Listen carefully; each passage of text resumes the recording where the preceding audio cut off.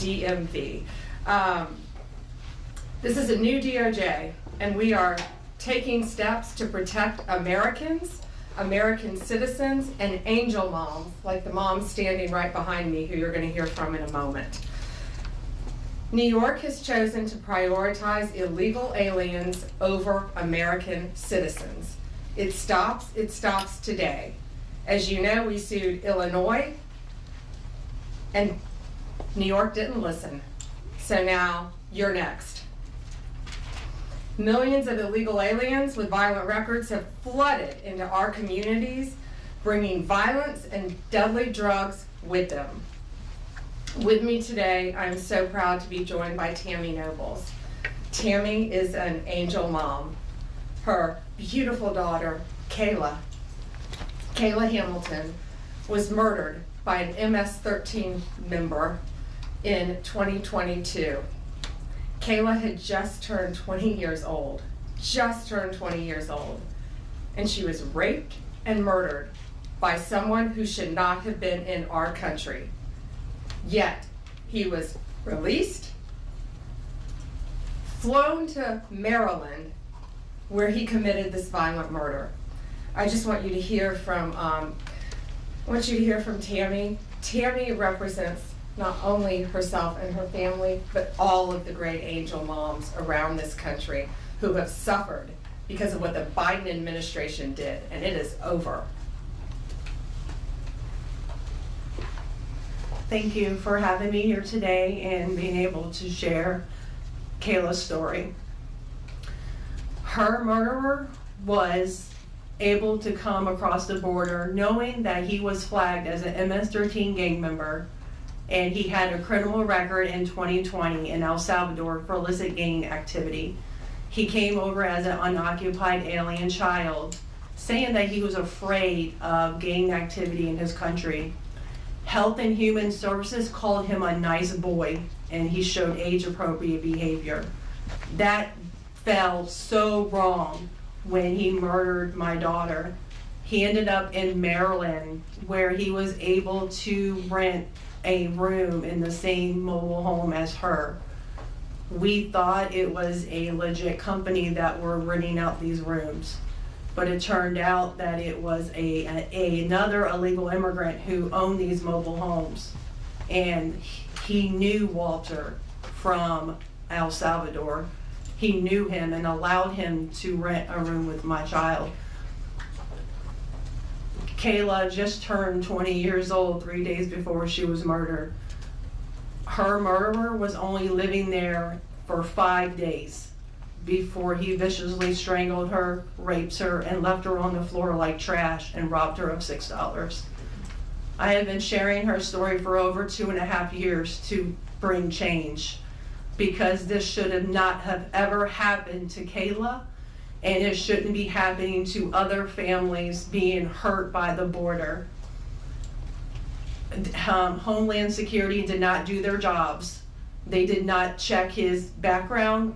You know, they did say that he was processed. So if they processed him, they knew that he was a gang member and still allowed him here. Health and Human Services did not verify the sponsor and allowed him to go with a sponsor that they don't even know if it was his cousin or his aunt. And he was able to leave the sponsor's house to go live wherever he wanted. And I am going to continue sharing Kayla's story to help save others and to bring awareness of what was happening under the Biden-Harris administration. And I'm so thankful for Pam having me here today, and I'm so thankful for the opportunities I got from Trump and any other platform, people who allowed me to share her story, because this is going to end. No other parent should suffer by having their child murdered by somebody that shouldn't be here. And I'm gonna continue, sharing it, and for Kayla, and also for others. Thank you. And it's my understanding that he also admitted to other murders, correct? Multiple murders. He wrote a letter and he was intercepted in jail, that he committed 4 murders and 2 rapes. And that's who we were letting walk into our country. And that's why President Trump has directed this to stop. And if you don't comply with federal law, we will hold you accountable. We did it to Illinois, strike 1. Strike 2 is New York. And if you are a state not complying with federal law, you're next, get ready. And the great men and women of law enforcement are standing behind me today. We have FBI, DEA, ATF agents. They put their lives on the line every single day to protect us. And what New York has, they have green light laws, meaning they're giving a green light to any illegal alien in New York where law enforcement officers cannot check their identity if they pull them over. Law enforcement officers do not have access to their background. And if these great men and women pull over someone and don't have access to their background, they have no idea who they're dealing with. And it puts their lives on the line every single day. Violent criminals, gang members, drug traffickers, human smugglers will no longer terrorize the American people. And that is why we are here today. You will be held accountable if you do not follow federal law. It's over, it ends, and we're coming after you. Questions? We have time for a few questions. David Spot, the Fox News. Madam Attorney General, thank you and welcome to the Justice Department. Thank you. I have a quick on-topic and a quick off-topic Sure. question. On-topic, in your executive order or in your orders on the first day you were here, you talked about working with the Justice Department, or these sanctuary cities, as you say, will be Yes. punished. Today you're putting people on notice. Right now, we're just lawsuits. Is this going to go further? What kind of punishment are we talking about? Is there any grounds to charge individuals, charge politicians? How far is this going to go? Well, we're going to see what they do next, David. We have sued them all. We've personally sued the governor, the Attorney General, Letitia James, and Mark Schroeder with DMV because he has the green light laws. So what they have to do, they have to start complying with federal law. If they don't, we're going to appeal it, and we will win. They have to comply with federal law. Did you have a second question? I did have a second off-topic question in this regard to the judiciary. Today, Elon Musk, who has enormous influence in the Trump administration, posted on X, quote, "There needs to be an immediate wave of judicial impeachments, not just one."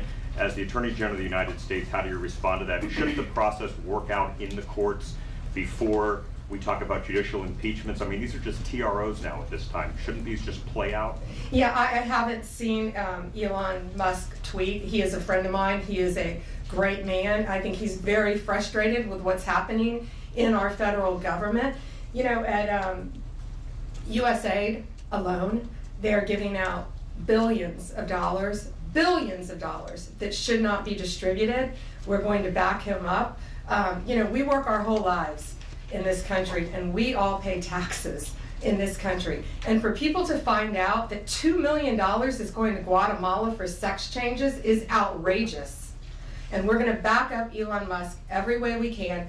That includes lawsuits against these people who are doing that, and we will be successful. Do you have concerns about judicial impeachments? That's not going to happen now. We're going to look at everything. We're going to follow the law right now. We're going to follow the process. These are federal judges with lifetime appointments, but they will be struck down ultimately by the Supreme Court of the United States if the appellate courts don't follow the law as well. Along Richard with the AB. Hi. Hi. Thanks so much. Nice. I also have an on-topic and an off-topic. Sure. First of all, can you just briefly walk us through what the legal claims are you're making in this lawsuit? Yeah, absolutely. So the green light laws are that, this is what the green light law says. It's a green light to illegal immigration, which says they can comply. That law is unconstitutional. They can't do that.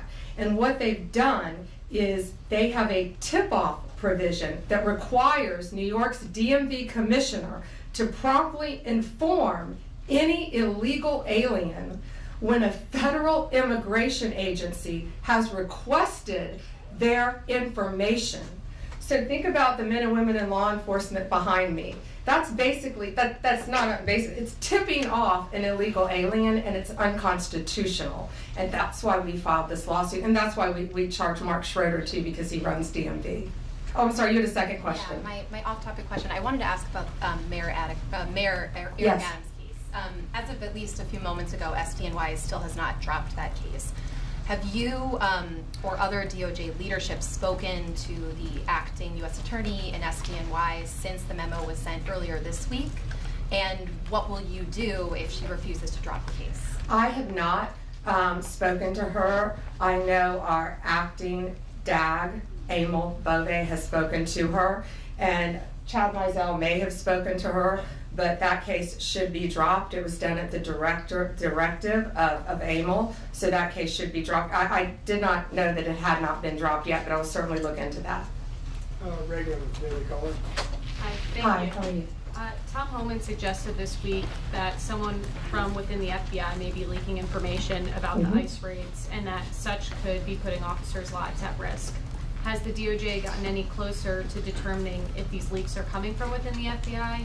And what will the consequences be if they can identify the leakers from the FBI? Excuse me. Well, first, I can't talk about anything that is ongoing, and that is ongoing. And it's really for the similar reasons of what I said earlier. The great men and women in law enforcement standing behind me today, they must be protected. And anytime anyone leaks or tips off anything regarding a pending investigation, that jeopardizes lives. You're telling a bad guy what's about to happen. It could jeopardize the lives of all the men and women in law enforcement. We will not stand for it. We will find you. We're going to investigate it, no matter what agency it came from. We don't know for certain. We have an open investigation, so I can't talk about it in detail, but we will do everything in our power to hold you accountable, and it is a crime, and you will be prosecuted when we find you. I got time for one more. Alana Austin is next. Hi, Madam Hi, Alana. Attorney General. Thank you so much for your time. I was also interested in hearing specifically what the interactions have been like with Mayor Adams. And I know he has a little bit of a different tone than some of the other Democrats out of the Empire State. And then also Denver Mayor Mike Johnston, because before the President Trump went back into office, he had issued some words about a potential standoff and then walked that back. So I was curious to see what things have been like out of New York City and Denver officials. Yeah, well, we're hoping that in New York, Mayor Adams is going to cooperate with us with the sanctuary cities and the illegal aliens. And has the mayor in Colorado been cooperating? Do we know? I believe he might have now. Yeah, I believe Colorado is now cooperating. That's what we want. We don't want to sue you. We don't want to prosecute people. We want people to comply with the law. This is very simple. An MS-13 member murdered her daughter. That's happening throughout this country. We have one angel mom is too many. And we have angel moms throughout this country who should not be going through this. Comply with the law. This is the last thing we want to be doing. We want to be out there, all of us, fighting violent crime. Yet we're fighting illegal aliens, and that ends, and it's going to end today. All right, that's all we have time for, guys. Thank you. Thank you. Thank you all. Thank you. Thank you.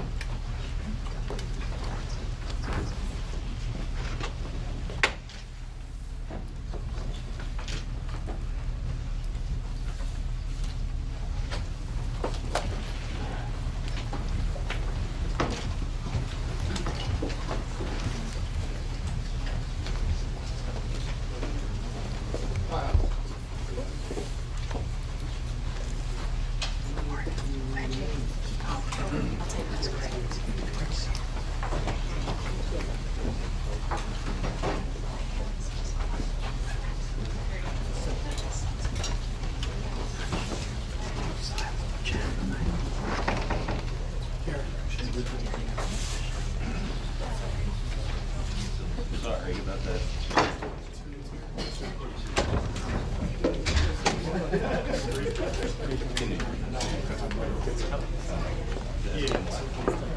Yeah.